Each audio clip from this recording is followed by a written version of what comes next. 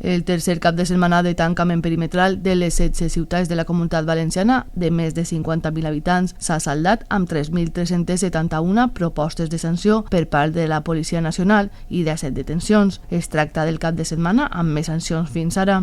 Segons ha informat aquest dilluns la delegació del govern en la Comunitat Valenciana, a les 6 d'aquest matí ha finalitzat el dispositiu de vigilància de les forces i cossos de seguretat de l'Estat en vies secundàries i principals per a assegurar el tancament perimetral de les 16 grans ciutats. La Policia Nacional, que és la que té més competència a les ciutats confinades, ha alçat 3.371 actes de sanció, ha detingut a 17 persones i ha impedit que 1.907 vehicles isqueren o entraren d'aquestes localitats. La ciutat perimetrada en la qual s'ha posat més sancions ha sigut Alacant, amb 991, seguida de València, 550, d'Elx, 409, Benidorm, 272, a Gandia, 181, a Torrent, 179 i Paterna, amb 170 sancions. A més, han alçat 166 actes de sanció a Castelló, 121 a Orihuela, 114 a Sagunt, 86 a Elda Petrer, 81 a Alcoi i 51 a Vila-real.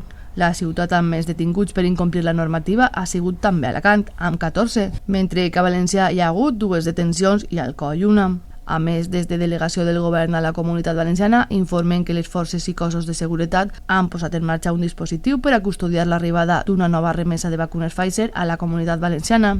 Aquest dilluns, entorn de les 13 hores, està prevista l'arribada per carretera de 39.000 dosis per a ser distribuïdes a Alacant, Castelló i València. En concret, aquesta setmana s'entregaran 34 safates amb 195 vials de Pfizer. Per cada vial es poden extraure fins a 6 dosis. El Departament de Sanitat Exterior de la Delegació del Govern en la Comunitat Valenciana s'encarrega de comprovar que les dosis arriben en bon estat i són entregades amb totes les garanties a la Conselleria de Sanitat Universal.